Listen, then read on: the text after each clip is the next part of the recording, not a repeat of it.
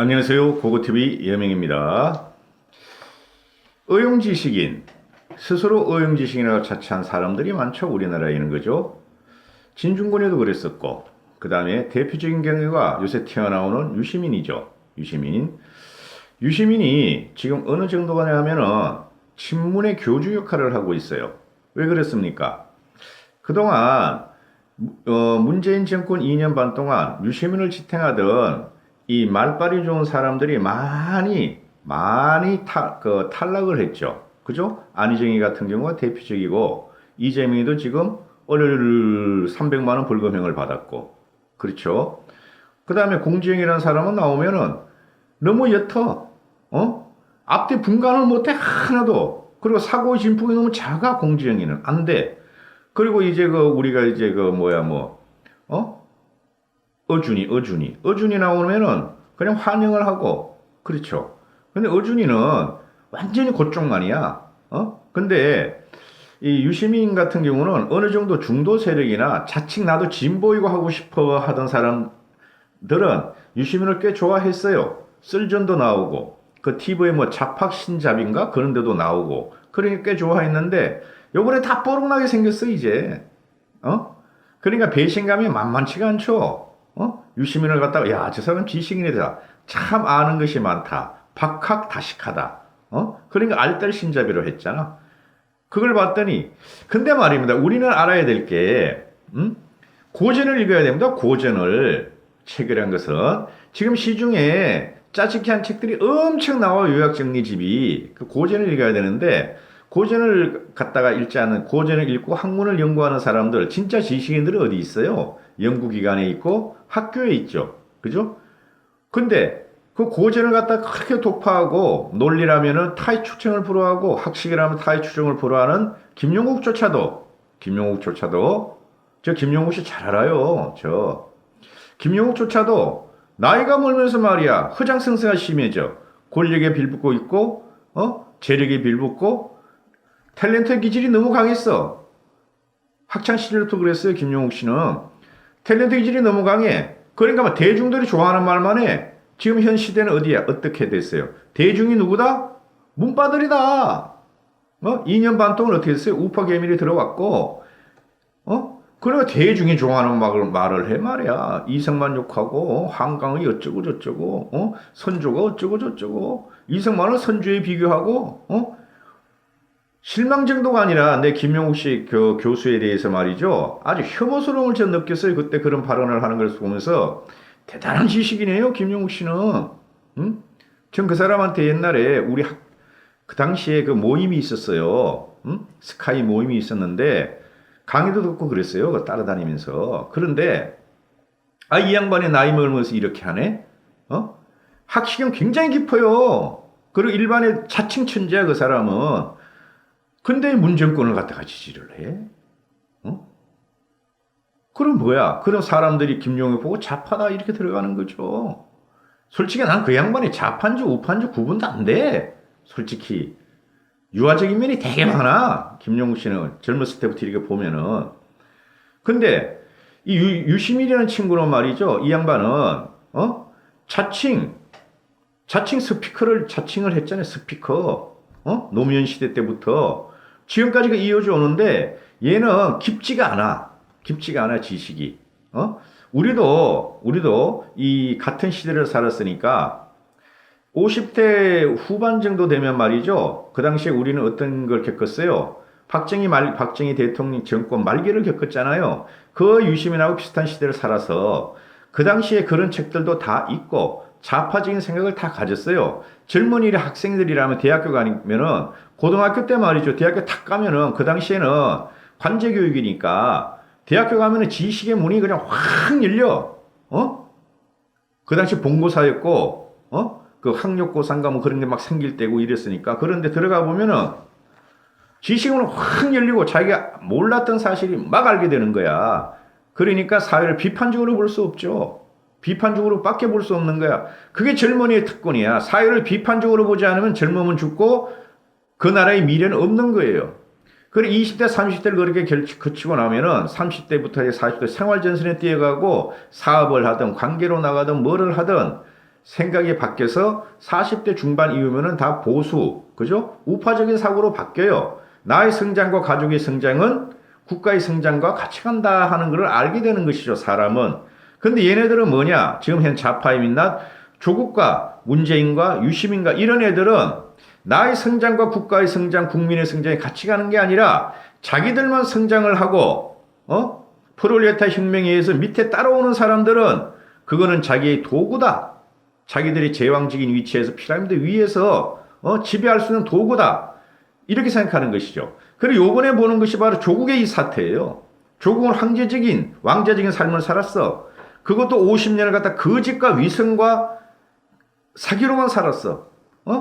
그래서 그게 지가 그 거짓말을 갖다 한마디라도 인정을 하게 되면은 지가 무너진과 동시에 좌파들 전부 다 무너지는 거야. 유시민도 마찬가지예요, 지금. 그래서 유시민이 조국을 방어하고 있고 문재인을 지키려고 지금 나오는 거예요. 문재인을 지키려고. 응? 저 이런 거 꽤 압니다. 꽤 알아요. 비슷한 그 공부를 했어요. 젊었을 때는. 그리고 또 말씀을 드리는데 제가 말입니다. 이제는 이거 광고 수익 같은 거는 뭐 오면 좋고 안 되면 좋고 근데 한참 갈 것 같아요. 요번에 그 정치 탄압이 이건 광고가 지금 노딱 전부 다 붙는 우리는 족족 다 노딱부터 그 광고 나오죠. 광고 나온다 그러네요. 댓글 그거 나하고는 상관없어요. 자동으로 들어가고 나한테는 단 1원도 안 옵니다. 왜냐하면 내 짝에서는 다 광고 배제, 광고 금지가 되고 수익 제로를 그 마크가 뜨니까 그죠? 그래서 고고TV하고 최소한 2년 반입니다. 대선 때까지. 저는 대선 때까지 정권을 내가 탈환하고 성공하면 우리가 성공하는 우파 정권이 탈환하고 성공하면 한 1년 정도는 더 할 생각이에요. 내 건강이 허락하는 한, 시간이 허락하는 한. 왜? 지켜줘야 되니까 우파 정권의 탄생을 공고하게 지켜줘야 되니까. 그러니까 길게 저는 봅니다. 길게.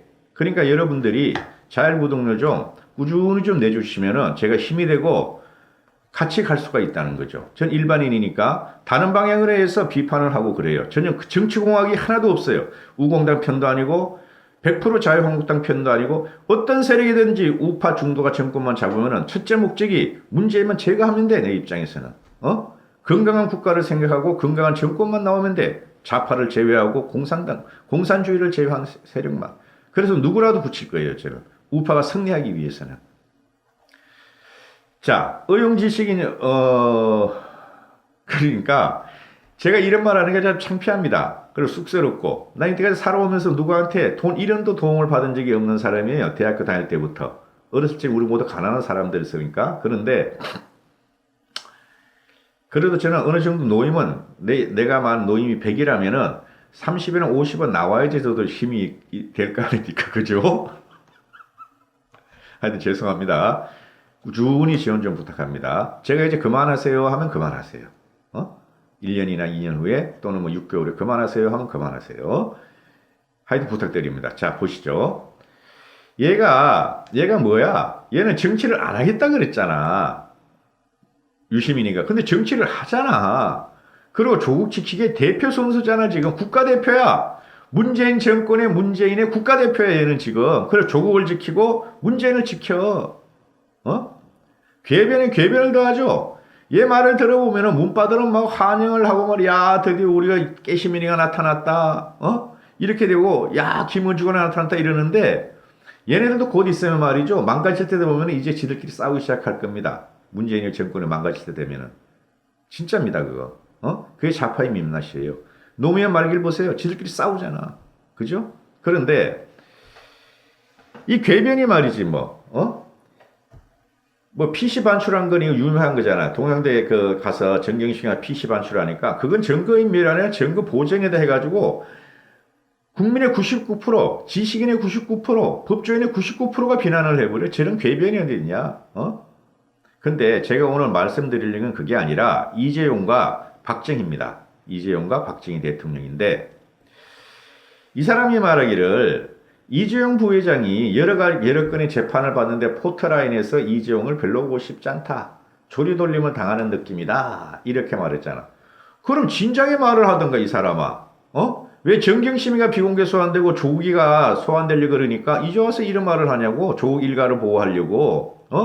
이재용이가 세계 1위의 기업이죠. 미국도 부러워해. 그죠? 그 다음에 구글도 부러워해. 쉽게 말해가지고. 이렇게 전 산업을 갖다가 체계적으로 이룬 회사는 삼성뿐이 없어요. 소프트 하드를 같이 가는 사람은 소프트는 약하지만 아직까지.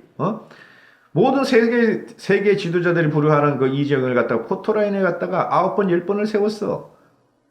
근데 왜 그걸 지금 와서 너 이 유시민은 말이야, 왜 조리돌림 당하는 느낌이라고, 비하하느냐 말이지. 너는 이 나라의 국민이 아니야. 당신은 자격이 없어. 더 화가 나는 것이고, 더 공부를 하는 것이 뭡니까? 응? 박정희 전 대통령이 국가재건회의 의장 때 정치 깡패나 재판받던 사람들의 목에 나는 깡패다. 문구를 달아 종로통 행진을 시켰는데 극심한 형태의 조리돌림이었다. 죽을 죄를 지은 사람에게도 그래서는 안 된다 하고 유시민이 짓거렸어요. 그때 이 정치 깡패라는 게 어디서 나왔습니까? 민주당에서만 나왔습니까? 자유당에서만 나왔습니까? 솔직히 그땐 다 있었어요. 그죠? 그 이후에 공화당으로 되고 신민당으로 될 때도 정치 깡패들은 다 있었어요. 서로가 이게 정치 깡패들이 정권과 결탁을 안 한 게 언제냐? 김영삼 시대 문민정부 이후였어요. 그때도 조금씩 있었어요. 그래서 이 유시민은 이가 참 애가 간사한 게 정치 깡패가 어느 지역에 많았었죠? 호남. 전라인들이 많았죠. 그죠? 그 당시에 정치 깡패들이 지금 갑자기 생각이 안 나는데 호남 깡패들이 많았어요. 얘네들이 다 정치판에 들어가서 지켜줬죠. 정치인들을. 그리고 권력을 탐하고 권력을 갖췄죠. 그걸 이용한 게 호남 세력이죠. 그렇죠. 뭐 이광재인가? 그런 애도 있었고 뭐 누구도 있었고 그런데 이 박정희 대통령을 여기서 끌어들인 것은 참으로 무지하고 무식한 사람이다. 그러면은 박정희 대통령이 그 당시에 우리나라 국민소득이 100불도 안 됐어. 70불, 60불 될 때야. 세상은 그 당시에 대한민국 세상은 먹을 게 없어 죽어가는 시대였어요. 굶어 죽는 시대였어. 근데 사회는 지금과 같은 혼란이 있었어요. 지금보다 못했지. 박정희 장군이 쿠데타를 일으킬 적엔 지금보다 훨씬 못했죠. 정치 상황은. 그죠? 그런데 1945년 이후 48년까지 극자극우의 대립이 신탁 반탁에서 나라가 쪼개질 때와 지금하고 똑같은 형태인데 박정희 시대 때는 4.19가 일어나고 북으로 가자 할 때고 사회 혼란이 못 먹어서 굶어 죽은 상태에서 정치가 저리고 혼란이 하고 정치인들이 부정부패가 엄청났단 말이야. 그죠? 그 정치 부정부패인 그거는 자유당과 민주당 똑같았어. 그 당시에는 누구 탓할 게 아니라고. 그때 정치 깡패들이 자유당 민주당에 다 붙어 있어요. 그 당시에. 그런데 그걸 갖다 재단한 거야. 정치 깡패들을 재단한 거야. 박정희 대통령이 정치 깡패만 재단했어요? 그때 정치인들도 다 재단했죠. 그렇지 않습니까? 그러고 나서 내가 대통령이 돼야 되겠다. 10년만 해야 되겠다 했던 거 아닙니까? 처음에는 나는 군으로 돌아가겠다 했는데 군에 못 들어가는 거야. 상태를 보니까. 이 나라가 이래서는 안 돼.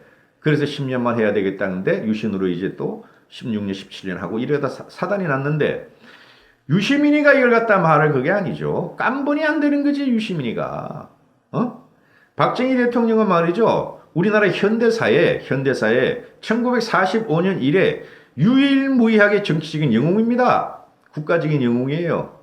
박정희에 대해서 평가를 하려면 이런 12분짜리 동영상 100개 가지고도 모자라요. 솔직히 말해서. 우리는 그런 시대를 살았어. 그럼 유시민도 그런 시대를 살았을 거야. 살았잖아. 제가 뭐 76학번인가 77학번인가 그러잖아요. 그죠? 그럼 박정희 정권 말기에 대학에 들어갔어요. 그때는 사회가 말이죠. 굉장히 힘들 때예요. 박정희 독재 정권 타도 순수한 민주화 운동이었어. 또 그 당시에 아랍의 오일 쇼크로 우리나라 경제가 급전직하하고 부채가 늘을 때예요. 사회가 등숭할 적에 박정희 대통령이 그때 마지막 말년에 그렇게 비참하게 갔는데 이걸 갖다가 아직까지 지금까지 갖고 오면 안 되지. 그렇지 않습니까? 이 유시민이가 이거 하는 거 보면 말이죠. 이래서 이 친구는 우리 같은 중장년 이상 노년한테 그 비토를 받는 게 아니라 앞으로는 사회적인 역사나 그죠? 우리나라 건국사를 다시 볼 때가 올 거예요. 몇 년 안에 그걸 만들어야 되는데 이 유시민 같은 경우는 지금 자기 스스로 묘혈을 판다는 거죠. 자기 스스로 구름텅이로 간다는 거죠. 조국이도 지금 가장 많이 당하는 게 뭡니까? 지가 옛날에 했던 말. 지가 SNS로 막 끙끙바이 모든 사건에 대해서 SNS를 해놨어. 트윗 날리고 저 그 트윗하고도 조국하고 몇 번 붙은 적이 있어요. 트윗하고 뭐 페이스북 다 해놨어. 그게 다 지금 그 화려한 그 언변이 갖다가 지금 그 자기 발목을 잡고 지금 자기 모가지를 비틀고 있잖아. 유시민도 마찬가지예요. 근데 유시민하고 조국이는 좀 유가 달라 내가 보니까. 조국이 같은 경우는 애가 그래도 순수한 면이 좀 있어. 그 순수함을 계속 거짓말로 덮으니까 그런데. 근데 유시민은 그런 걸 다 계산하고 해. 얘는 말을 갖다가 참기름 같이. 요게 문제가 될 것이라는 걸 다 시나리오를 짜고 해. 몇 년 후에 문제가 될 것이라는 것을. 그래서 유시민이가 더 조국 같은 사람보다 더 지독하고 더 비열하고 비겁하다는 거지. 아무리 두드려 맞아도 계속 나오잖아 지금 유시민이가. 그죠? 그럼 우리는 어떻게 해야 되겠어요? 어떻게 해야 되겠습니까? 더 두드리면 되지. 우리는 더 두드리면 되는 거야. 이제부터는. 국민이 깨어나기 시작했다. 감사합니다. 이까지 하겠습니다. 고고TV 이현명이었습니다.